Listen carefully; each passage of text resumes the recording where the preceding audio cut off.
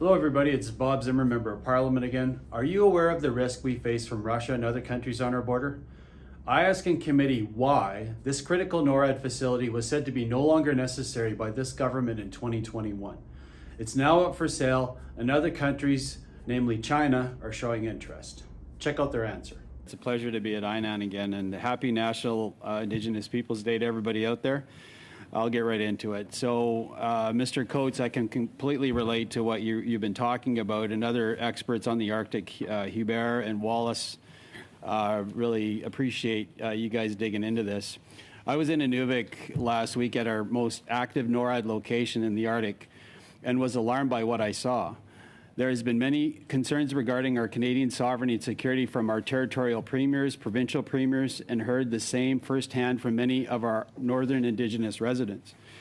And to quote from an article, SAS Today in April, it says, Premier Sandy Silver, the chair of the Northern Premiers, called an impromptu meeting of those leaders. Following that, Silver, the Northwest Territories Premier Carolyn Cochrane, and Nunavut Premier PJ Giacok wrote a joint letter to BC Premier John Horgan and other premiers requesting space on the agenda on the Council of Federation summer meeting.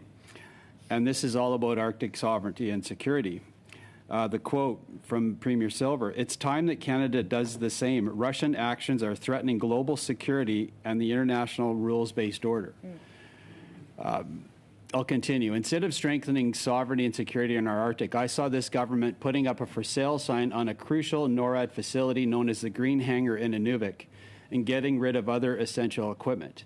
For decades, the International Logistical Support Hangar has been the only facility above the Arctic Circle able to house Canada's refueling tankers that support our CF-18s. This critical NORAD facility was said to be no longer necessary by this government in 2021. The hangar is now up for sale, and other countries, namely China, are showing interest. Without this hangar, the refueling tankers are being pushed outside and now take 3 or more hours to prep in winter conditions. Any quick response is now virtually impossible in the Arctic. Mr. Coates, are you aware of this vulnerability and what should be done about it? Well, I would say that I did know this was actually happening. I think the government has just announced what they call a modernization of NATO, which I hope will involve addressing some of those kinds of issues. But we lag so far behind other nations, and I think it's interesting comparing two places. One is northern Norway, where they live with the threat of Russia very, very close at hand. And the other one is northern Australia, where the dangers of China and Russia are very far away. In both those areas, they have long-standing military presence in the region. They're prepared for uncertainty. Now we face uncertainty. Are we prepared? No, we're not. Can we do better? Way, way better. Why do we? But ask yourself the question, not you personally, sir, but why do Canadians not care so little? Why do these questions? These questions have been coming up since the 1950s. So why do we care so little? Whitehorse used to have a very substantial military presence, and it's gone. And Mr. Coates, and I've seen the same. I've seen posts that I've done on social media that get a lot of attention, and Arctic sovereignty and security, frankly, are in the lower end of responses. And I agree with you. We need to elevate the issue.